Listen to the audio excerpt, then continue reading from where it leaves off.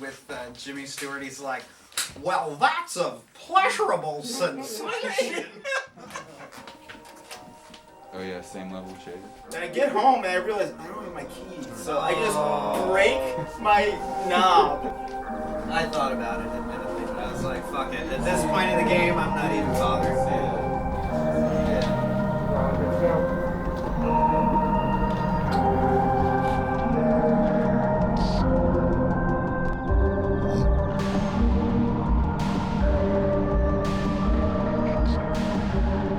All right, kitty cats, welcome back. We are back. This is Text of the Matter. Hey guys, it's Misha. I'm Egon, and this is episode 2. We're going straight back into Immanuel Kant and his critique of pure reason.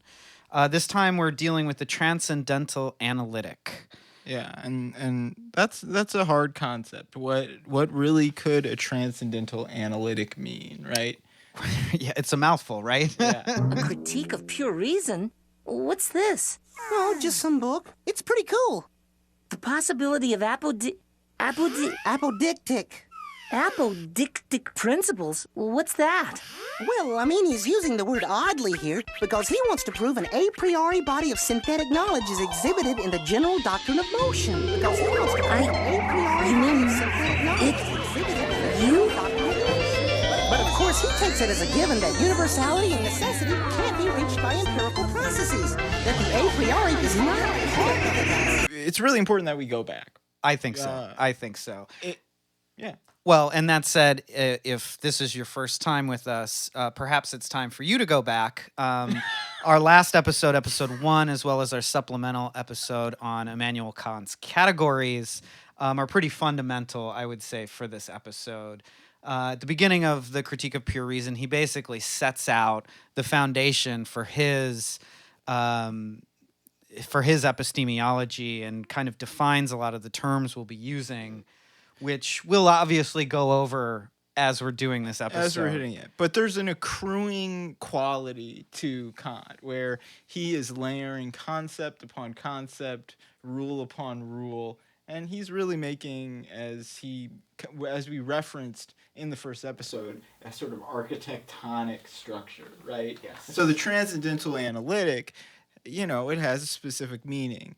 What we were getting at early on was the transcendental is part of what he calls the synthetic a priori, right? It's a specific way in which we apprehend concepts immediately, and that there are certain formal qualities, time, space, sense, that are immediate. And analytic is when we go into a concept and analyze that concept internally, rather than what would be synthetic, which is we take in sense, we take in time, we take in space as a phenomenon, as an image, and produce something that is new. Right. And Transcendental Analytic is very Kantian in this sense, because in some ways it is almost contradictory, or we might even say problematic, where obviously transcendental, root word transcendent. What Kant is doing, he's not trying to write a scientific thesis. He's interested in the metaphysics of thinking and perception. And so his eventual aim is these more transcendent concepts and ideas. And while he is unsure if these are actually possible for us to engage in, his aim of setting up this system of thought is trying to test those limits and find those boundaries. And so in looking at the transcendental, he's taking an analytic methodology to it. And so analytic is, like you're saying, this internal thing where, as we discussed in our supplemental episode on the categories, analytic is seeing what is inside of a concept. So what is self-evident in the concept itself. So for instance, all unmarried men are bachellors. From bachelor, unmarried man is part of that concept. Yes, it is assumed. And it will be important to just very quickly, we can flash through the categories and the judgments, just listing them off, even listing one of the tables. Sure, just to catch us up. Yeah. Because basically what he's doing here is he's trying to take what he's set up, which is the table of judgments and the table of categories, and his idea of a priori synthetic judgments, and laying them out in a scheme, in a schematic, to try and elucidate how they're all operating together. Exactly. And I have like the categories right in front of me. So lay them on me, baby. like he has the table of categories. 1, of quantity, which lists unity, plurality, totality. 2, of quality, reality, negation, limitation. 3, of relation, of inherence and subsistence, of causality and dependence, of community.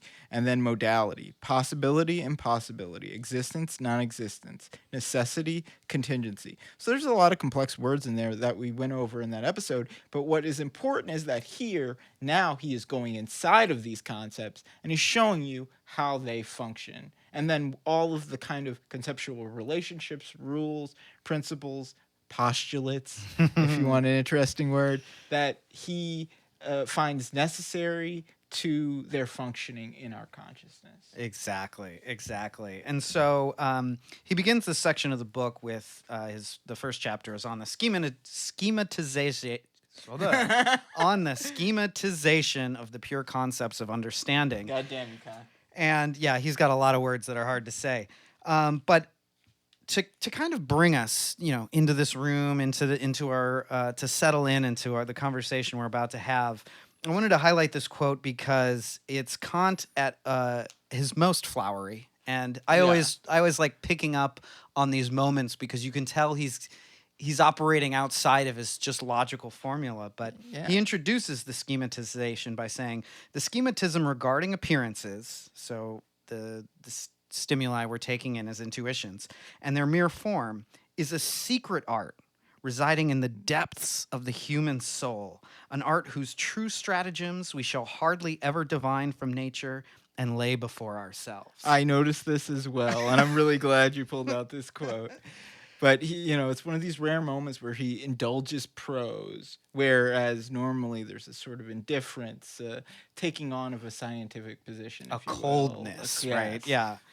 But here he's locating that the way that all of his concepts are organized is and operates. I shouldn't say it's in their organization, but in the way they operate, he calls a secret art.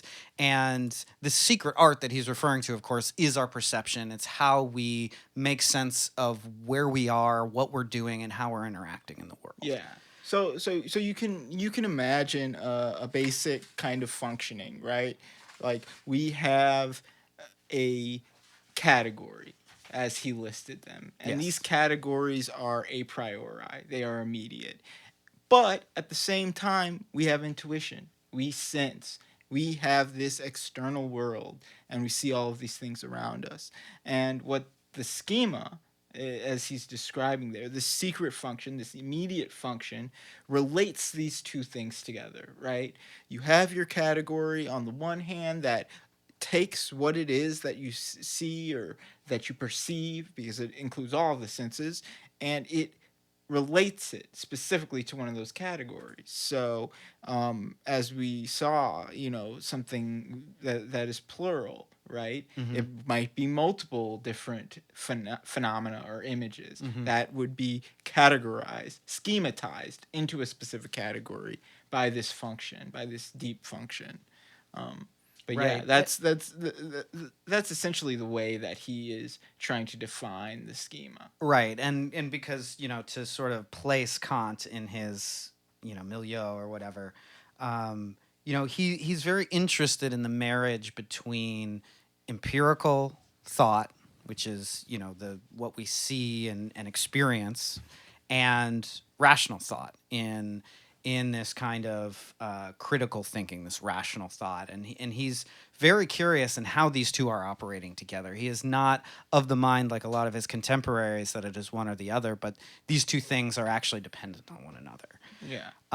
Now, his schema, his map for relating his concepts produced by the categories to objects, to the things we experience and see, is, he says, requires a mediating presentation that is pure both intellectually and sensible. So again, this marriage between rational thought and empiricism. And for him, this presentation is time. Time. Yes, that's exactly what I was going to point out. Yes. The schema is a relation of time. It relates possible experiences to a concept, right? And this is something that he repeatedly tries to define, right? That we necessarily have this kind of internal function that takes what is perceived as externally and takes it within us into our internal sense, right? And that internal sense is temporality, or is time. And so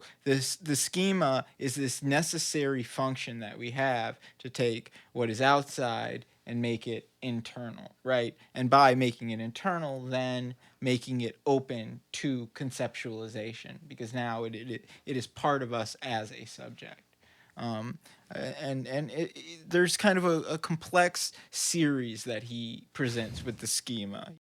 You start with imagination, you produce an image, that image becomes a sensuous concept, that sensuous concept is schematized, then it becomes a transcendental category, and as a unified category, it is sort of taken in by our apperception, which is another concept we talked about in the first episode. Right, exactly. So, basically what we're saying is the way, Kant's scheme of how we are able to experience is this, it's mediated by time, which he calls our inner sense. And so, as you might remember from last time, our two most fundamental a priori intuitions are space and time. And space is our outer sense. It is the space between us. It is the space we navigate. But that is all mediated through time. And so we understand space through its seriality, through a progression of events. And by taking in these intuitions of our outer sense through time, the imagination then takes it up. He says somewhere early on here, if I am to talk about a line, I first must imagine it. I must imagine myself drawing it. That there's always this act of reproduction whenever we're talking about concepts, whenever we're even just doing plain thinking or making small actions. Our mind is, in a sense, reproducing the things that we are experiencing in a way that we can intuit them and understand them. And it's maybe a better way. He always calls it reproduction, but I like to think of it as a translation. Yes. As a translation, as a memory. There's multiple senses in which I imagine reproduction. But yeah, no, certainly it is that we have an active kind of function where we see what is outside and we take it in, and then there's an internal function that produces sense for us as well, right? And that is really where reproduction comes into. Right. If we do not have this active way of experiencing the world, then we have something internal that reproduces the world that we have already experienced, right? And that, again, drives what he means by the internal sense, by this being defined by time, right? And it's important, the kind of movement that he makes from the schema to the internal sense, right? Because the internal sense, or what he calls an intensive magnitude, right? Which he differentiates from an extensive magnitude, is the way that we appreciate, the way that we understand quantity, right? So this is an important basic thing that we start out with. And quantity he means as a simple number, right? That we always understand external objects to a certain degree, right? To a certain number. And that, we will have 1, 2, 3 of something externally. But when we experience that internally, we do not experience it separately, but we experience it all at once, right? That the intensive magnitude, our sense goes to a degree, and that degree is related to a pure transcendental concept of zero, right? And this is one of the most complex ideas I think that's in this section and in the book at all. Yeah, right? buckle up, guys. This is like the meat of the, and not the potatoes here. Yeah. And yeah, exactly. And so basically, he's saying that through time, and he says that through a series of rules, that we deal with our perceptions through time series, time order, and through time sum total, which leads us to these table of principles. As you can tell by now, he loves his tables, but that are basically divided into 4 parts. He has axioms of intuitions, which is the extensive magnitudes we were talking about. And by extensive magnitudes, he's talking about how we can cognize something through successive synthesis. So of a part to another part in our apprehension, that we are able to take things in pieces, but understand that they are a whole. An example he gives, for instance, is taking in a house, right? Exactly. I was that you thinking could the same start thing, from yeah. seeing the door and then seeing the awning and the window, or you can start the opposite way. But we have a means of taking this external image and turning that into a phenomenon. And a phenomenon is something that has meaning for us, right? That we conceptualize and that we categorize, right? Right. And so then he also has the intensive side of this, which is a little different, and it has more to do with sensations. And this is the degree that you were had just brought up. Yes, and this idea of zero. And I want to draw extreme attention to it because it becomes extremely important in philosophers going forward that we're going to look at. But it's also an extremely fascinating idea because what he says is that affirmatively, right, and that is, of course, one of his categories. Affirmatively, we experience sense to a certain intensity, right? So if you experience heat, you experience it to a certain degree of heat that could go up to infinity. But because that heat can disappear, right, or because another sense can begin, it is always related to zero.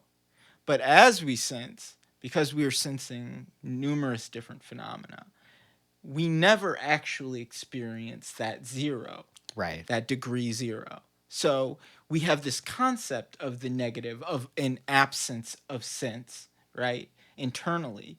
But because of the way that sense is experienced in time, we always have some sense.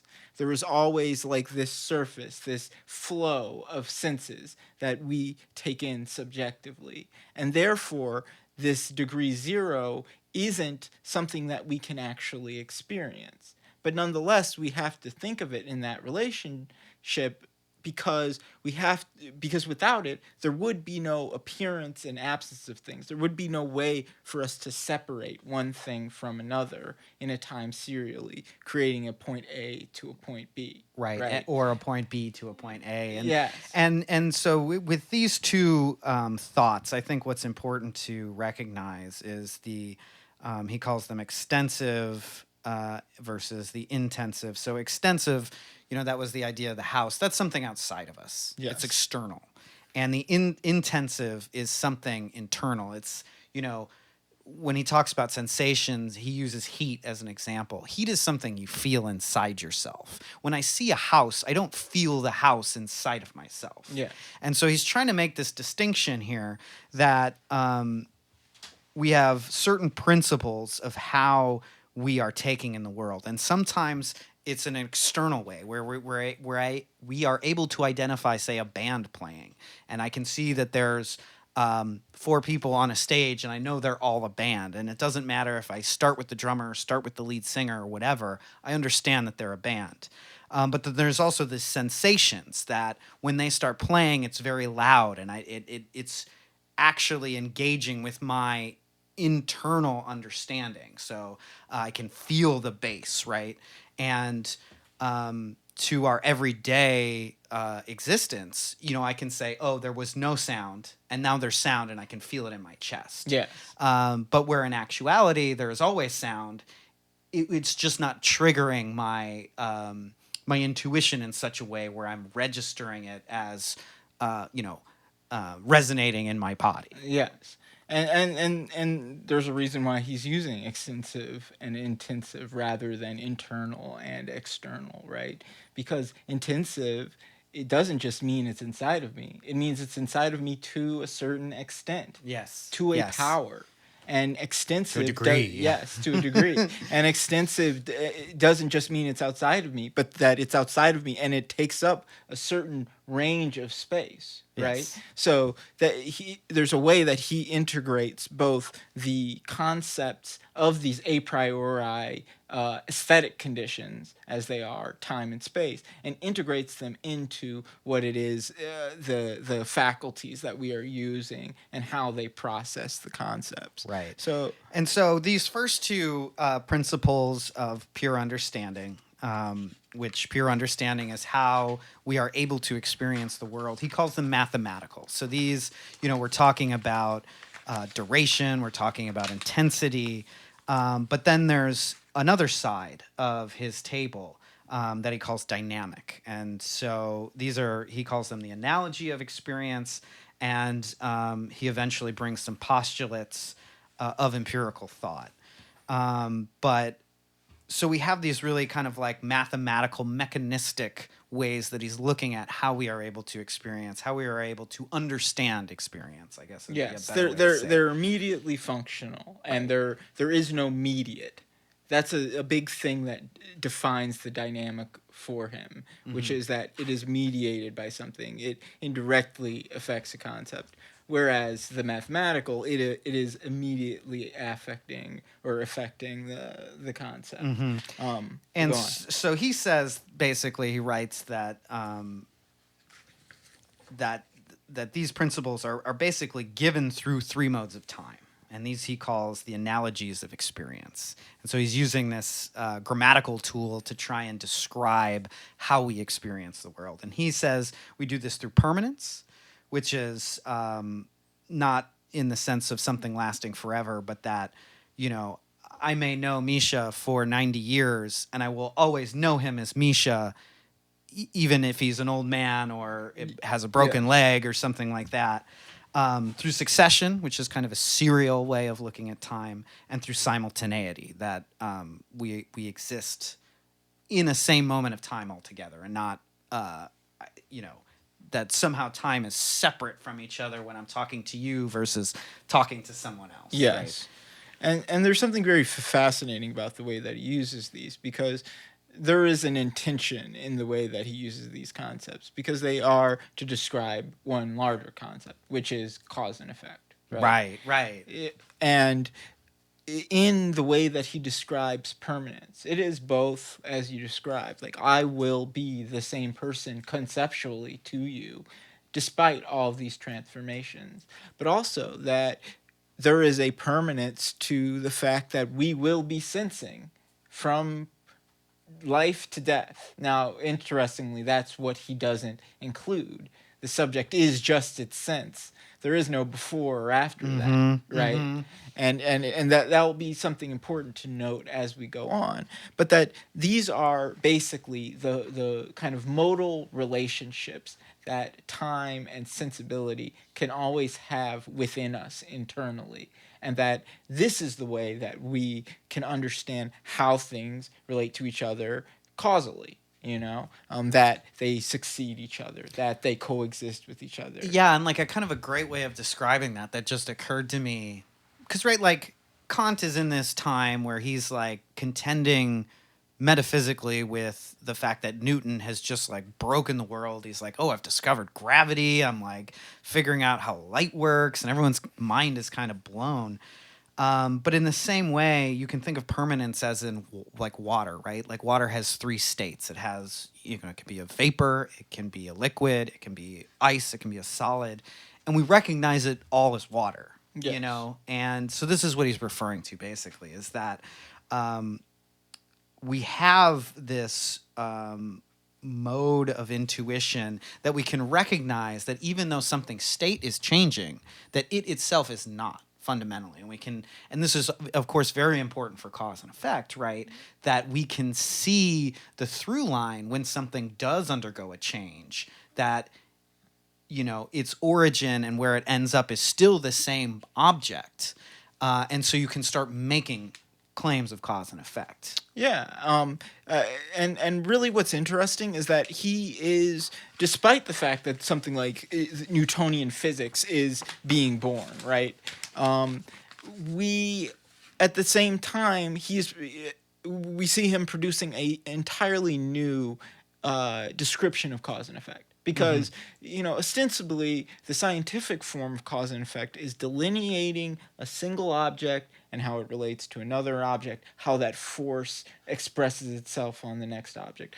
Famously, in Hume, who is one of his greatest objects of critique, there is the billiard ball example. Yeah. And there is isolating all of these objects, right? But instead, he is... And Hume, I should say, empiricist, he's not really sure that anything is real. Yeah. He's willing to question all of the things that he knows until they do not follow his empirical values, or rather the opposite. Everything that he knows empirically he will trust, but he leaves it open that it could all possibly change. Like the sun could not rise one day, and if it did, then his empirical beliefs would have to then change as well. Totally. And Kant is agreeing with him in some ways. I mean, what's the dude's name? Something Wolf wrote a whole book about it, where he basically comes by some writings of Hume in a German translation before writing this book, and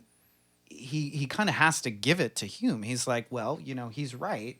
Kant obviously believes in cause and effect and wants to be able to prove it somehow, but he will concede that by empirical thought alone, yeah, it seems like the sun's going to rise every day, but scientifically we know now that that's not going to be true all the time. Yeah. And so in what way can we be confident about any cause and effect? And then that's what's so fascinating about what he does, is because he takes it away from exactly that. Mm-hmm. By setting up the transcendental, that the standard is not the external world, that cause and effect is out there in the real world, while we have this mind that is experiencing potentially illusory things, right? And setting up a standard of the transcendental, he's able to say that the cause and effect relationship isn't between the billiard ball and the billiard ball, though it can be elaborated in that way as we conceptualize it. But it is more basically just an A-B relationship between what we're sensing and what we just sensed. Right. And or what we're sensing and what is beside it, right? And he comes up with all these new concepts and this new sensibility of what cause and effect means. It isn't a relationship of individual objects isolated out of the world, but it's rather the whole world in series, all of experience at least in series, and how it relates to each other, and how we can draw complexities and relationships from that. Yeah, and I think where he really breaks the mold is in his third analogy of experience, which is he calls simultaneity or community. And I think what's really novel here, and I think it really, jumps off of the billiard ball example really well, is that things have a relation of influence. So it's not just you strike the cue ball, there's a cause and effect there. It hits the balls, exactly. and it can all be mapped out mathematically. But that in every action, in every object, that everything is interacting with each other simultaneously. And so you could think about that as, for every action there's an equal and opposite reaction, but in Kant takes it even farther than that, and he has this wonderful phrase that I really love. He calls it matter's reciprocal influence, so that there is this community that it's existing where and complicates cause and effect. It's not just there is a cause that leads to effect. So A creates something in B, but simultaneously B is also causing something in A. Yes. He gives a very simple example. He says, you can go into a room and you can feel the heat, and then you can look over and see the furnace. But the effect, the heat, and the cause are coexisting, right? And that heat, who knows? It could be causing some reaction, and it could itself be a cause, right? So all of a sudden, if it's not just serial, as the scientific imagination would have it, force A acts on object B, which creates force B, which acts on object C. Instead, you have all of these coexisting and layering objects that are all, the only way that we can perceive them is through this internal sense, time. Right. And so this is really kind of the image that he's trying to draw. Everything is translated inside of us, as you said, in reproduction, and then through time, through that temporality, we're able to demarcate all of these different relationships that were heretofore impossible, right? That required this just innate sensibility. Yeah, and like when we started this, I never thought in a million years that this like conservative kind of socially frustrated old man Immanuel Kant would excite me the way that he does in these kinds of passages, because what he's doing here, I think, is responding to sort of the Newtonian physics of the day, but in that time the sort of worldview was this mechanistic worldview that in some ways, we were talking about this earlier in the car, that there was this idea that maybe God was a clockmaker. And he built this clock and wound it up, but now it's just running. And that you can sort of develop these Newtonian ideas of physics because it's essentially just reverse engineering a machine. And one day, when the math gets good enough, we would be able to predict into the future everything that would happen. And see God. Right? Yes. And that was the Leibnizian idea. Right. But Kant is saying he is sort of prefiguring what is to come, which at this sort of mechanism gets frustrated by the organicism of Darwin and these ideas of evolution, and that things don't change so predictably serially. And he's doing this by, basically complicating the cause and effect relationship and saying, well, no, everything is interacting all of the time. Yes. It's not a simple A to B. It's on one hand, everything in this room is interacting with me, and I am interacting with everything in the room. Yes. He has this kind of interesting thing where he I'm just going to paraphrase rather than reading a dense quote, but where he says that, the light bit playing between our eyes and the celestial bodies can bring about an indirect community between us and them, and can thereby prove their simultaneity. And, so we obviously know with light speed and stuff that maybe the star isn't simultaneous with our existence, but that light is existing at the same time as we are. Yes. And if we can see it, then it's interacting with us, just as anyone who can see us, we are interacting with them. But this actually, what you just brought up, brings up one of the greatest complications of and problematics of what he's talking about. Which we should problematize Kant, because he's not a saint or anything, No, and we don't critique necessarily, but we do and should, right? Yeah. We're not in this to tell you if Kant is good or bad. Right. Or tell you if he's right or wrong. Right or who wrong. knows? Yes. But we can bring up these kind of questions about it. And there's two ways in which this goes, and we can talk about Newtonian physics, right? Yeah. On the one hand, what you brought up, the star is causing well beyond the existence of human being, right? And we are still perceiving it, right?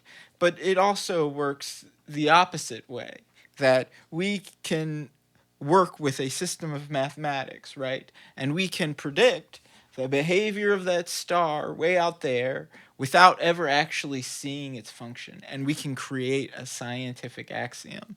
And within his system, because everything has to be based on what is empirically verifiable, and then it is available for our conceptual understanding, it's questionable if it allows for the causal effect of something that is non-existent. That star, he would say, oh, it is just the light, but it also was a star well before there was any consciousness to perceive it, right? And does he account for the reality of something before there was any human consciousness at all? And I'm just leaving that as a point because we will get that later with a right. different And I concept. was going to say, you're actually like approaching, I think, to Kant what this is all really about. Yeah. And because he's trying to set the stage and really plant his flag in something that he can, in a place that he can make statements from, that he can have confidence in that they have truth. But in that demarcation, of course, there is territory that is not so sure. So Kant, he stops short of saying, I've done it, I've figured it out. And he leaves us with these three postulates, these things that he goes through this whole tangent where he's comparing mathematical postulates and saying that he's trying to do that these things, he feels very confident about them, but he cannot prove them. So he's calling them postulates, which is something that he is, granting like a hypothesis. But basically, in all of this work that he's doing on his epistemology, he is finding this to be true, that what agrees with the formal conditions of experience is possible, right? So if something agrees with our a priori apperception, that it can exist, right? A unicorn isn't real, but it can exist. And then he takes it another step further. He says what coheres with the material conditions is actual. So, in a very reductionary way, there aren't unicorns, but there are horses. I can make real statements about horses, even though I can conceive of a unicorn and I can make judgments about them. And he concludes by saying that whose coherence with the actual is determined according to universal conditions of experience is necessary.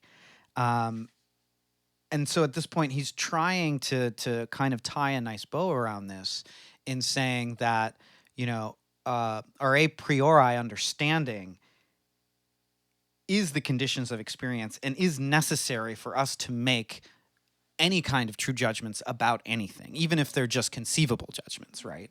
Exactly. And what we get is, three frames of knowledge, a very small frame of knowledge, which is what is necessary, what is the a priori understanding that we can have, what is real, which is like these simple statements of fact about, well, is there a amp in this room? Yes, there we have some reality, right? And that means both reality in the statement, but also a phenomenal reality, that we have some type of sense of the thing. And then there's possibility, which is, in fact, the most general, right? Yes. And its generality is based on the fact that if we can conceptualize it, and if it has had some past relationship with our consciousness, then we can postulate its possibility. But what's really interesting about possibility is that it essentially grounds everything. And going back to like that idea of Newtonian physics, right? The same problem again comes up with him, and he mentions it again, where with Newton is talking about gravitation. We cannot actually see gravitation, but he has derived these things from empirical experiments, and it has made X and X measurement. So we can make these possible statements, which will come to be known as we talked about earlier, theoretical statements. But that is what makes up the possible. So the possible is actually an extremely important part of the sort of categorizing, the modal categorization of the way that we understand various concepts in the world, right? Right. And, and it's an important distinction for Kant because this basically leads to probably one of the most important sections of the book, which thankfully is like really short and like a lot easier to read than most of Critique of Pure Reason, which is chapter 3, where he brings up this idea of phenomena and noumena. And so going with this idea of possibility or conceivability, there are phenomena that we experience that we can say we know something about. But the flip side of that is noumena, which are things we can conceive, but we don't have any way in which to create concepts of them, to create any like lasting, truthful judgment about. And so he calls phenomena beings of sense. So phenomena, the word that you're familiar with will lead you to a correct interpretation where we experience phenomena in the world. We're having a conversation, right? And it's been something that we've been everything that we have been talking about has been centered around the phenomenon. Right. Everything that is being judged as possible or real or necessary, everything that is being perceived in time, everything that's being apprehended, or one thing that we didn't mention, anticipated, which is another important idea that he talks about, is a phenomenon, right? But the noumena is this more complex thing, right? Because for philosophers of the time, they were trying to talk about what was intelligible and what was unintelligible knowledge, right? The phenomenon and the nomenon, right? But he says instead that noumena are problematic because if you try to make an affirmative concept out of it, you try to say, oh, the noumena is a thing that we cannot perceive, but that is there. Well, there is no actual concept to talk about. It is only the emptiness of a concept, the form of a concept. While he says, if we take the negative idea of it, that it is a limit on what it is that we can know, what it is that we can perceive, then suddenly there's something useful for the idea of the noumena, right? Exactly. And this, like I said, this is this place where we can have confidence in making judgments from, this place of phenomena, right? And like, this harkens back to what we were talking about previously in the last episode about objects in and of themselves and how to Kant, these are unknown things. So for me, I am experiencing this phenomena of us having a conversation, but I can surmise, I can conceive, but I can make no judgments about what is actually going on in your head. Exactly. I can only know about what experience is coming at me that I'm intuiting. And so the same is true for you as it is for this water bottle, as it is for this, for anything we can conceive of. I can only know it in a subjective manner. I can never know it in the opposite way, and from a subjective matter of you, or from a bus, or whatever it is, a hawk. Right? Yes. And that's another interesting question of what science can do. Can science eventually understand the sensibility? Because this is something he says is impossible. We can never understand the sense of another, right? We can never understand a sense that is different than our own. But people have judged what the sense of a bat or an elephant or of various other things. Even Spinoza gave sense to a rock. But it brings up an important question, and he makes a very strong argument for the impossibility of that. Well, right, and I think Kant would argue too, like a rock could very well have a consciousness, have that, but there is no way we can make anything but an empty judgment about that. Yes, I really believe he has laid out two very important sort of realms of thought that are important to consider. On the one hand, he draws out the subjective, right, and the subjective as this internal, what I was thinking, as this internal sense of time, as this linear system of causality which takes in sense, is constructed out of a priori, that is immediate concepts, and that is in constant flux and flow. But then at the same time, he creates this transcendental space, which is one of phenomena that are both cause and effects, that are both reciprocally and communally related, and that though we sense them all subjectively, that in their transcendental sense sort of overcome that simple, like, first person perspective. While we cannot know the thing in itself, we can know this sort of transcendental space in a way. Yeah, he's trying to take subjectivity and give it an objective basis, Yes. basically, right? He's saying that, through this tome that he's writing, okay, the only way we experience the world is subjectively. However, empirically, we all understand that you and I can watch a rock fall from a cliff and time it and make predictions about how long it'll take to fall, and that these objectively both hold true for both of us, Yes. even though we're only taking in a subjective view of the world.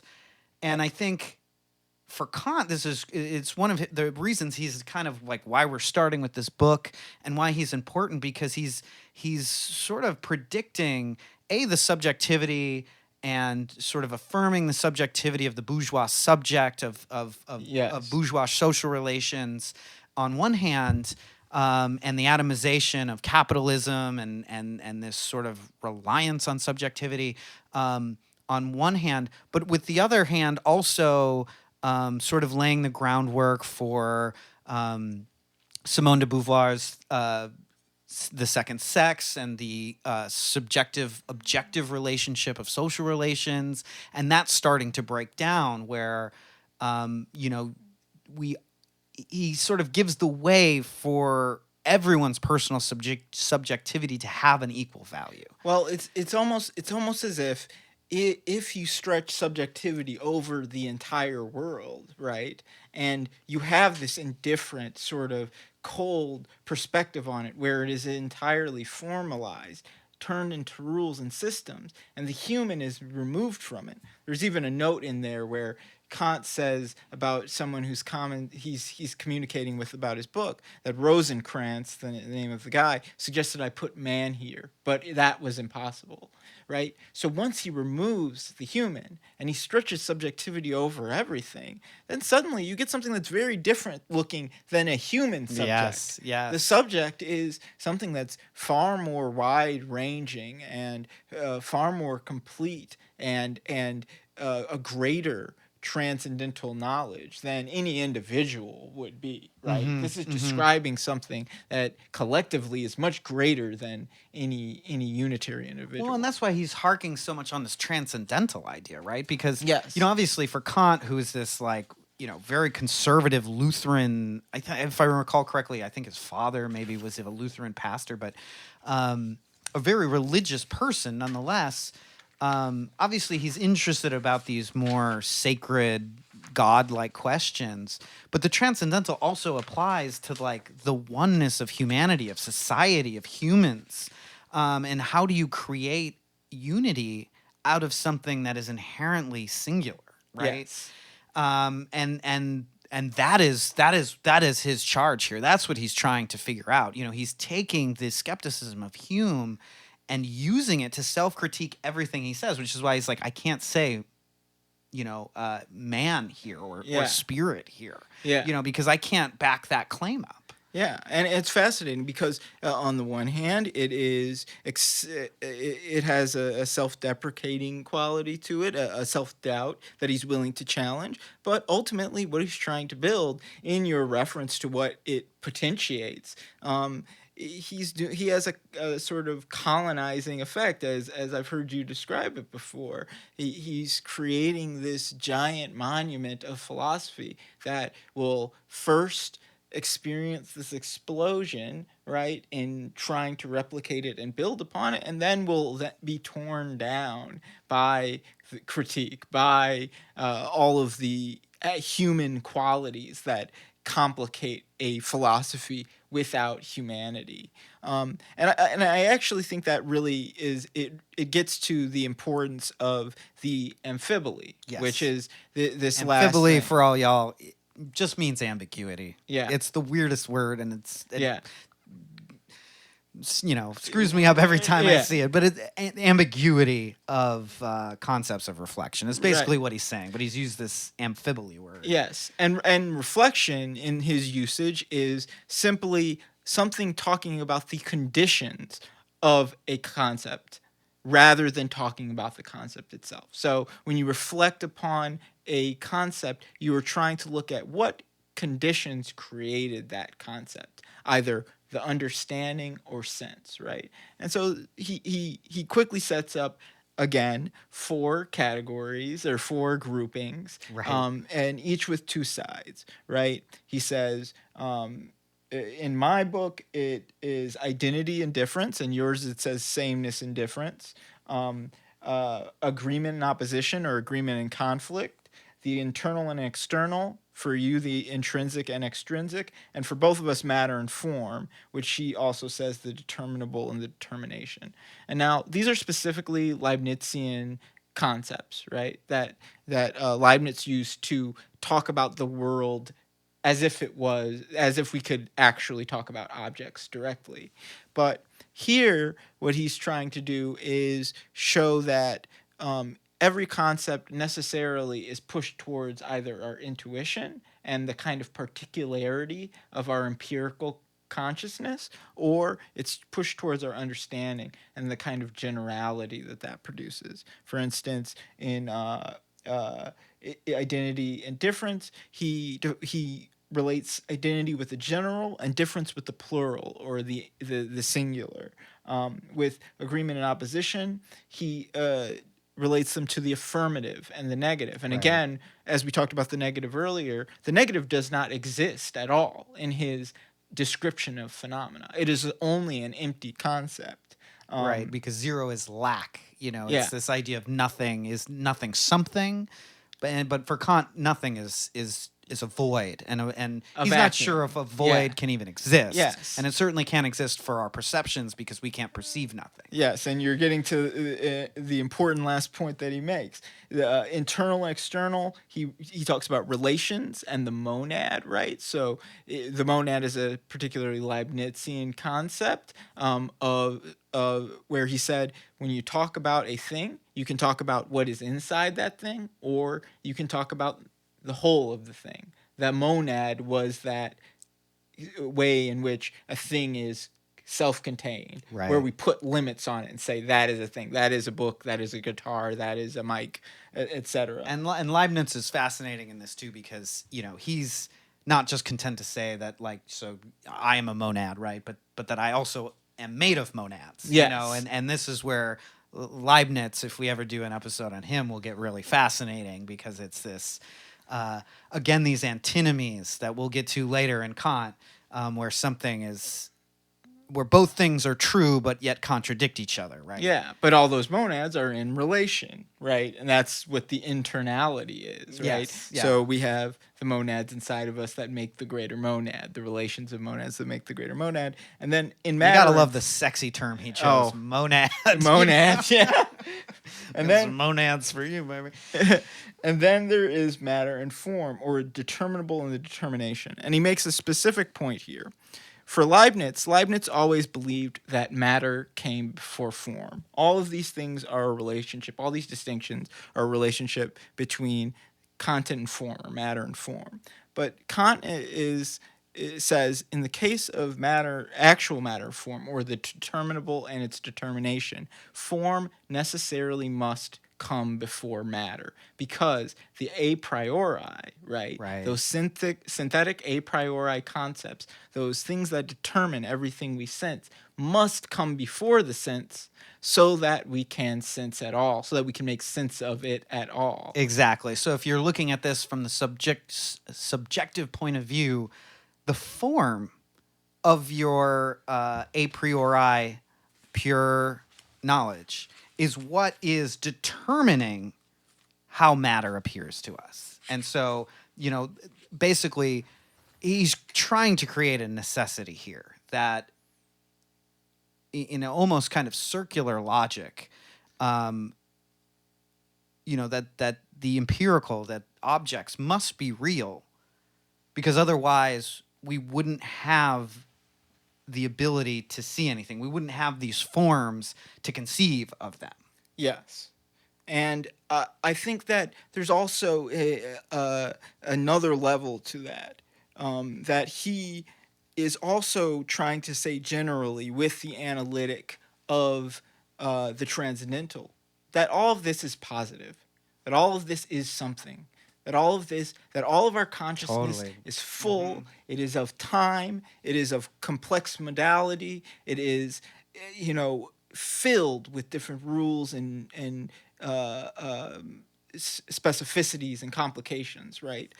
But in the back of his mind, throughout the whole thing, from the point where he talks about degree zero to the point that he talks about the noumena, there is this question of the negative. What is nothing, right?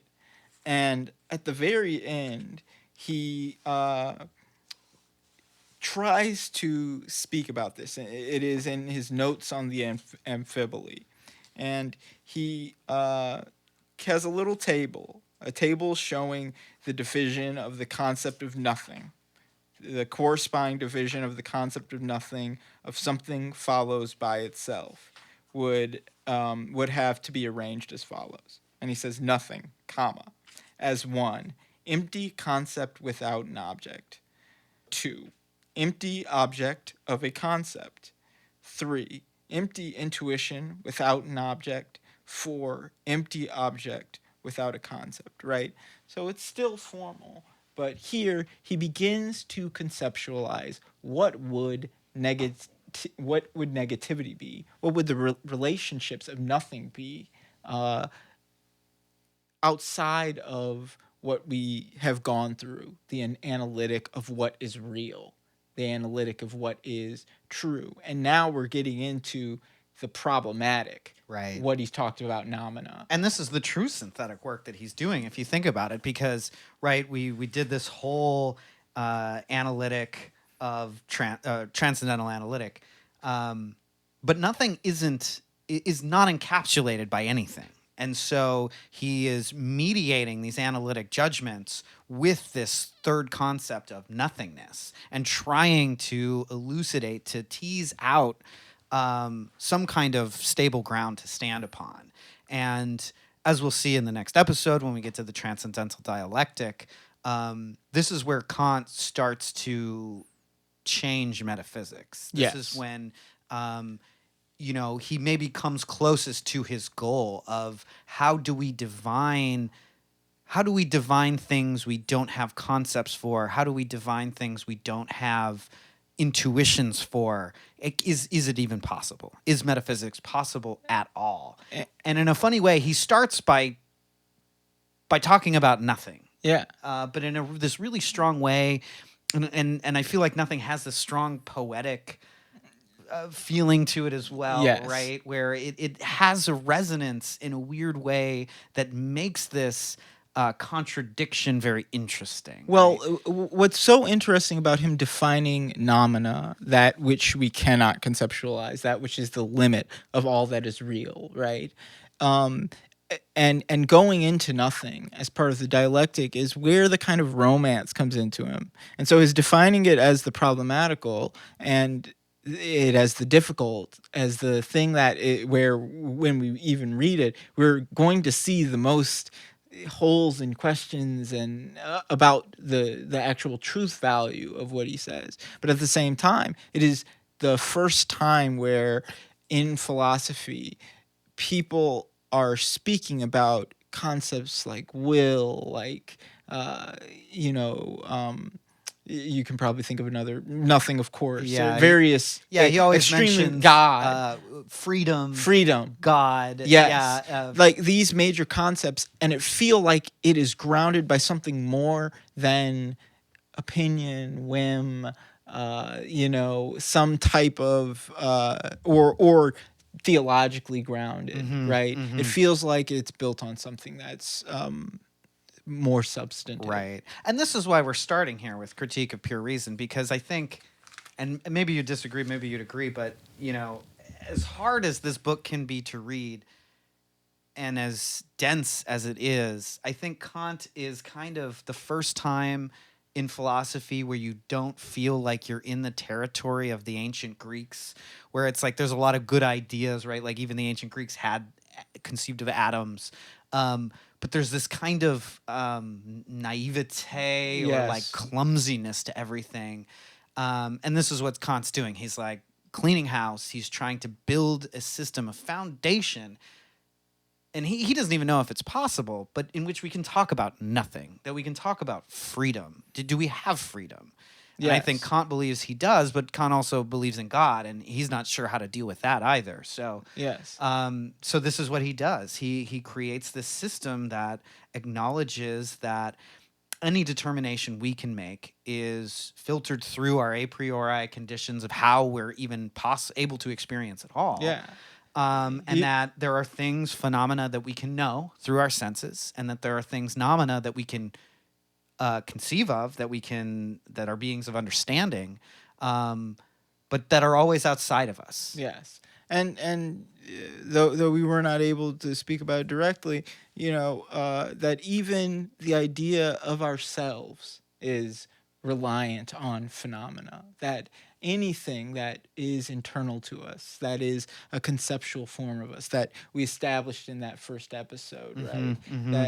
That all of that would be nothing if it were not for this external subjective world objectified by these a priori concepts, by this reciprocal schematic relationship between our immediate sense and the external world of phenomena, right? And it creates a very powerful, very complex image, which, you know, will only get more so from here. But it's an extremely exciting journey.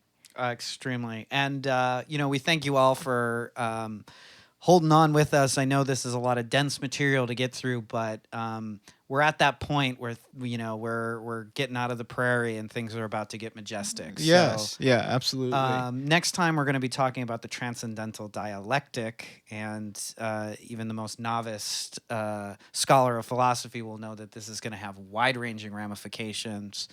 For the next 200 years. Totally. And immediately on all of the following philosophers, it will be extremely important to the next 2 books, if not 3 books, maybe 4 that we read.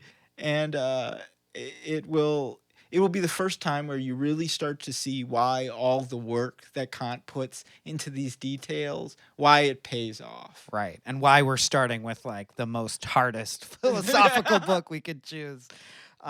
So yeah, thanks for sticking with us. Make sure you smash those like and follow buttons on whether you're watching on YouTube or Spotify. Yeah, if you're listening on Anchor, add anywhere you can. Check us out also on Patreon. Yeah, you can support this project there. We're working on some treats and tidbits for all y'all, all of our Patreon subscribers right now. So look out for that in the future. And we want to thank Ashwin again on the faders and knobs, as Egon said, and behind the camera we got Matt and Jake, who have been here and who have been part of all of our projects, and we have some more stuff coming out for you. So thank you. Peace, y'all. Bye.